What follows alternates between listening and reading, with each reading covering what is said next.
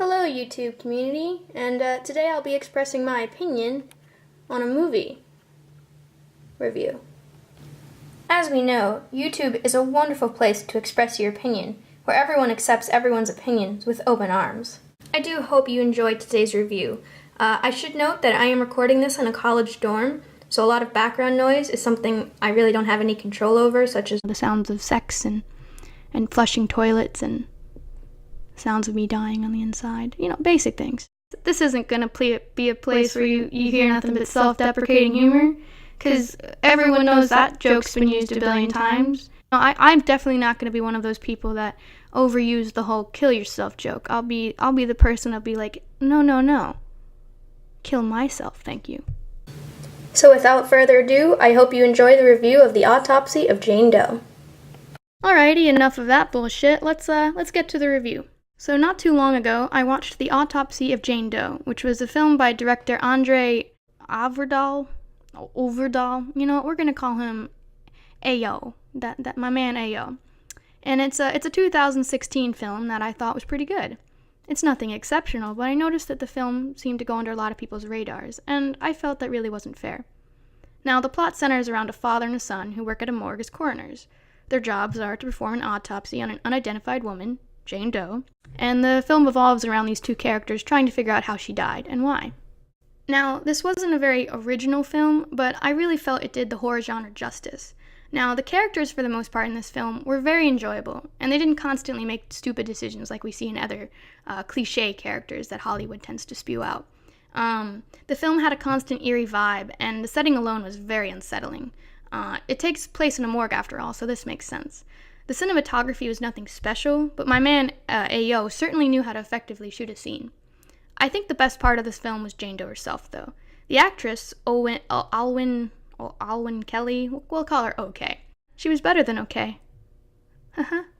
She played the part of a dead body brilliantly. That might sound like a very strange compliment, but seeing how the plot of the film evolves around Jane Doe's autopsy, she really managed to make me feel uncomfortable. It was an autopsy after all. The actor, Brian Cox, he plays the father coroner in this film. I think he did a really good job. The son coroner and his girlfriend are adequate in their roles, but my man Cox really nailed his role. I actually rooted for these characters to live, which isn't something I experience a lot in horror films these days, and I think that itself is a compliment to be made for this movie. Now, I should add as a side note that there are a lot of horror films that have come out in recent years that I have enjoyed. It Follows, Oculus, The Babadook, Troll Hunter, and most recently It have all been movies I've really enjoyed in the last decade. The Autopsy of Jane Doe doesn't even make my top 5 on the list, but I'm mentioning this film instead of others for my first review because in general the other films have already received a lot of attention, and there's really nothing else I can personally add except maybe a quip or two.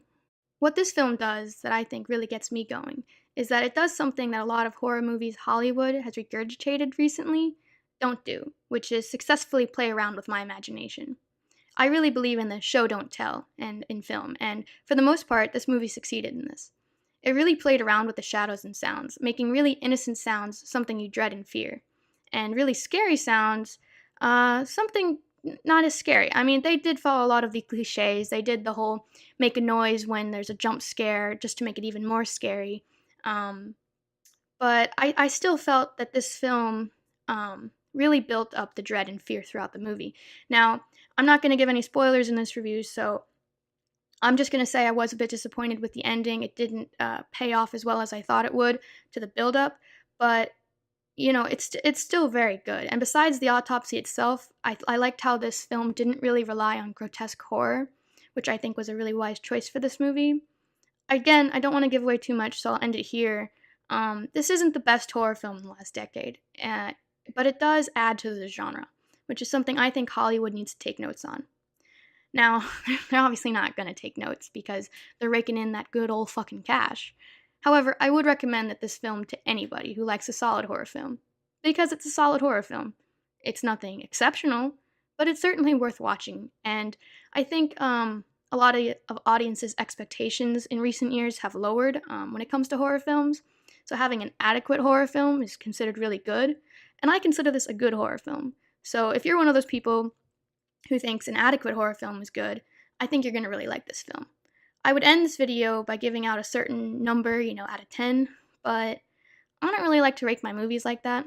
Others do. I don't. But just so you have a kind of a score to follow, I'll give it a 3.14 out of pi.